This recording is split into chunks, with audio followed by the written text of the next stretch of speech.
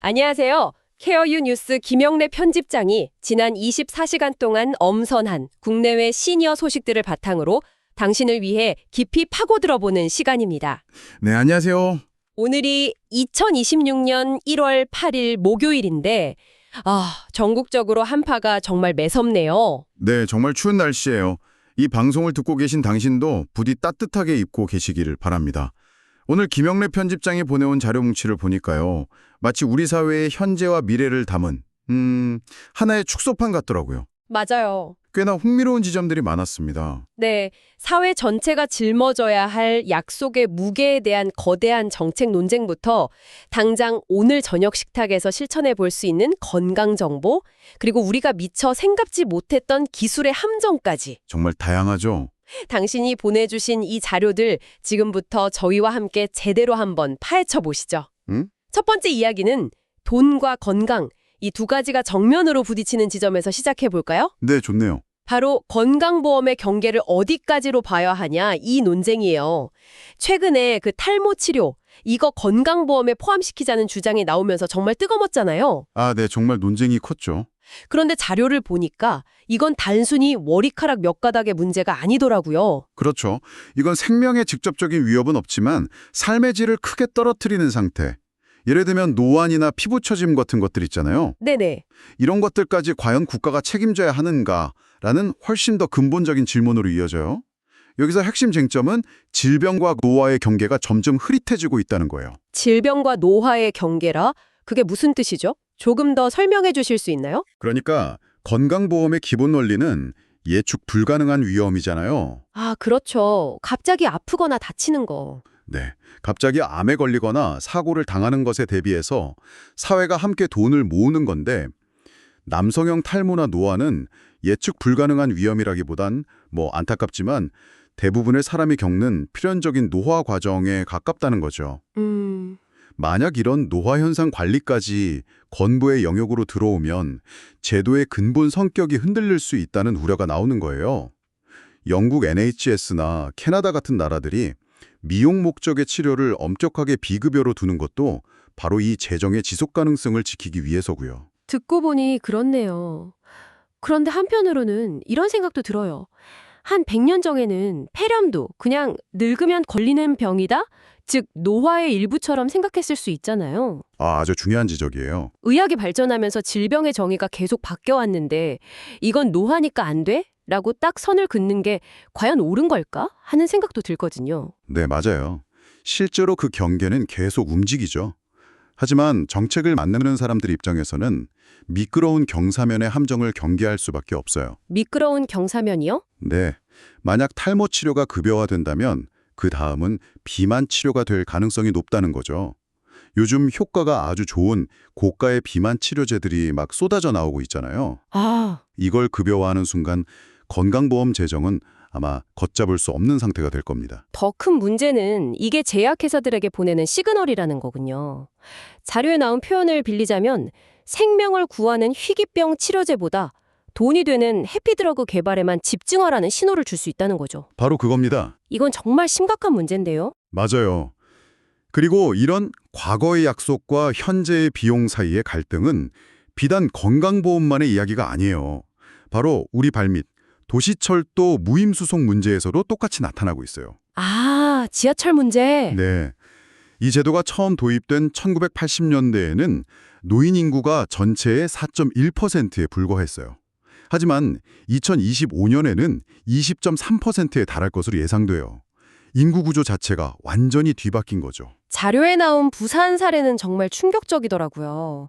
노인 인구 비율이 24.7%에 무임수송 이용 비율은 34.1%인데 부산교통공사가 재정난 때문에 전기요금을 연체할 정도였다고요? 네, 그랬다고 합니다. 이건 그냥 예산이 좀 부족한 수준이 아니라 공공 서비스가 아예 멈출 수도 있는 위기 상황이잖아요. 바로 그겁니다.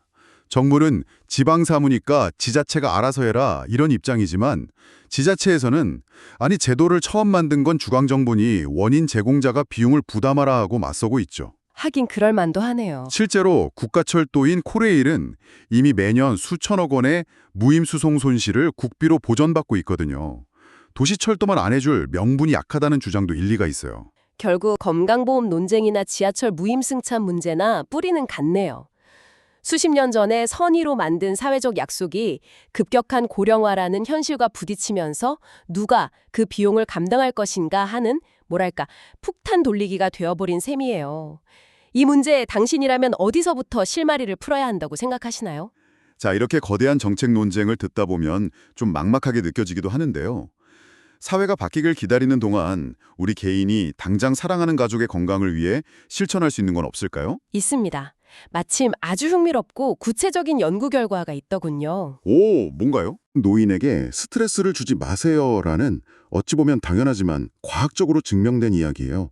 미국 듀크대 의대 연구팀이 발표한 건데요. 네. 수술 전에 환자가 느끼는 스트레스 요인, 예를 들어 경제적 걱정이나 수술 결과에 대한 불안감 같은 게 하나씩 늘어날 때마다 수술 후에 선망 증상이 나타날 위험이 무려 19%씩 높아졌다고 해요. 19%나요?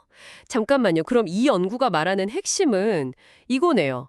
수술을 앞둔 부모님께 드리는 따뜻한 말 한마디나 손 한번 잡아드리는 게 단순한 위로가 아니라 마취제만큼이나 중요한 의료 행위의 일부가 될 수 있다. 이 말이군요. 정확해요. 바로 그겁니다.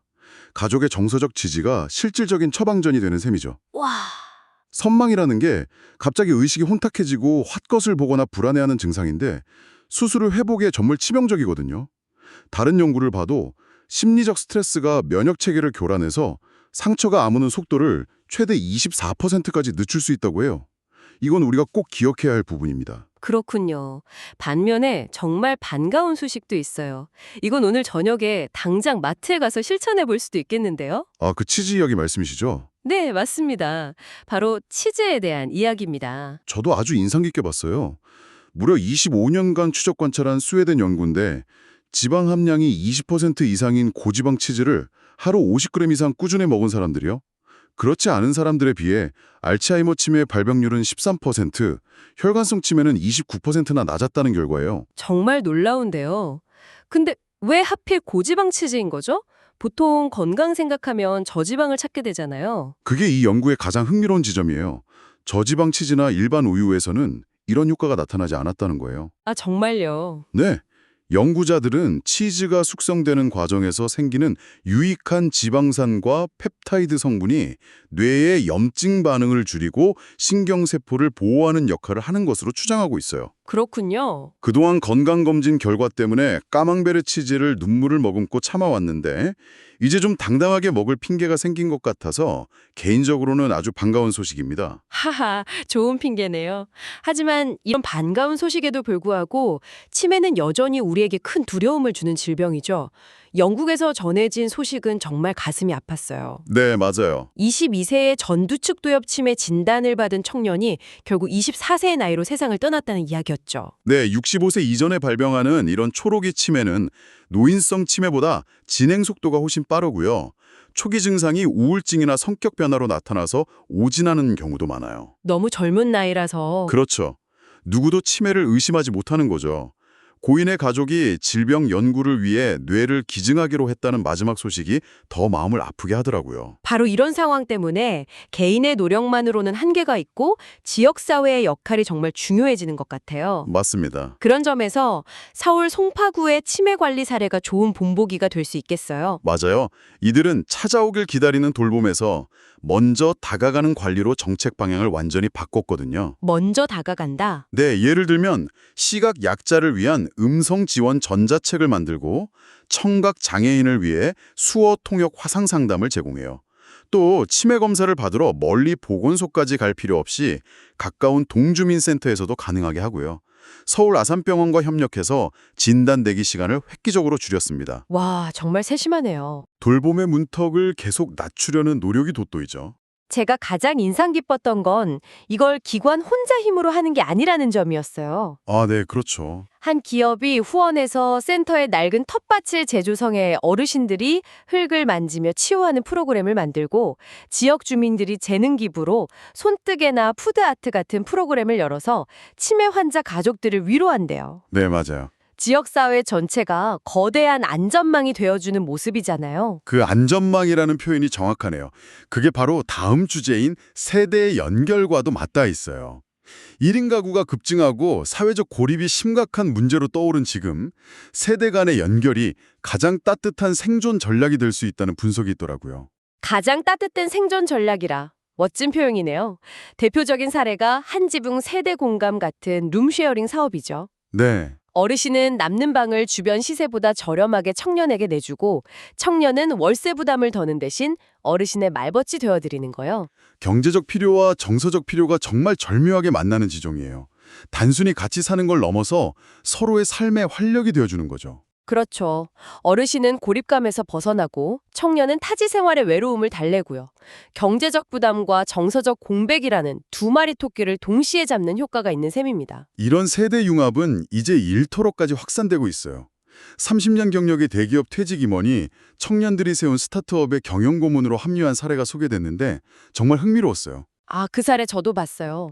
이분들이 함께 실버 맞춤형 헬스케어 기기를 개발해서 결국 큰 투자 유치까지 성공했대요. 어르신의 노련한 경험과 경륜이 청년들의 반짝이는 기술력 그리고 열정과 만났을 때 어떤 시너지가 나는지를 명확하게 보여주는 사례죠. 네, 정말요. 청년들은 실패 확률을 줄일 수 있고 어르신은 은퇴 후에도 자신의 전문성을 발휘하며 사회에 기여할 수 있으니 이건 역시 완벽한 윈윈 모델이에요. 지방 소멸 위기에 처한 지역에서도 세대 공존은 새로운 활력소가 되고 있고요. 아, 그런 사례도 있었군요. 네, 충남의 한 마을에서는 폐교를 리모델링해서 한쪽에는 시니어 공방을, 바로 옆에는 청년 카페를 나란히 열어서 마을 브랜드를 함께 만들어가고 있다고 해요. 물론 아직 디지털 격차 문제나 이런 사업들이 대부분 단기 지원에 그친다는 한계점도 분명히 존재해요.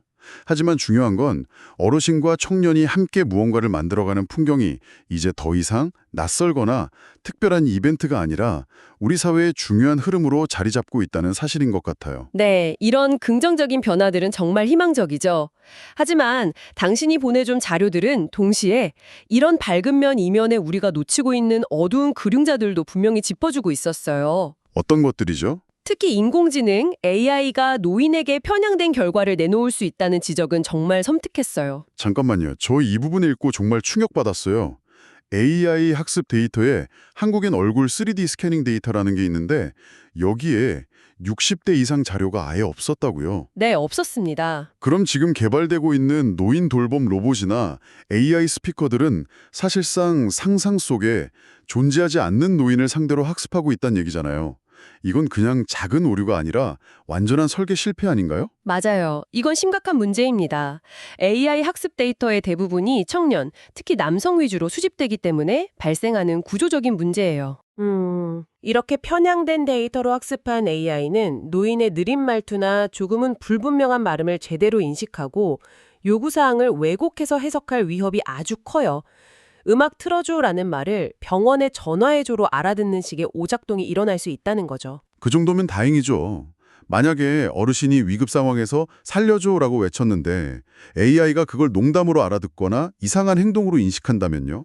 사람을 돕기 위해 만든 기술이 오히려 사람을 더 큰 위험에 빠뜨릴 수 있다는 거잖아요. 정확합니다. 이건 기술의 문제가 아니라 철학의 문제 같아요. 맞아요. 그래서 단순히 노인 데이터를 더 많이 모으는 걸 넘어서 개발 단계부터 다양한 연령대의 사용자들이 참여하고 윤리적인 가이드라인을 세우는 것이 정말 중요해요.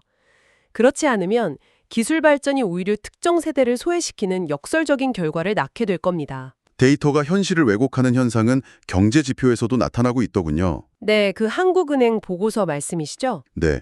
정부가 재정을 투입해서 만든 노인 일자리가 100만 개에 육박하면서 전체 고용 지표가 실제 경기 상황을 제대로 반영하지 못하고 있다는 보고서였죠. 네, 이것도 일종의 착시 현상이에요.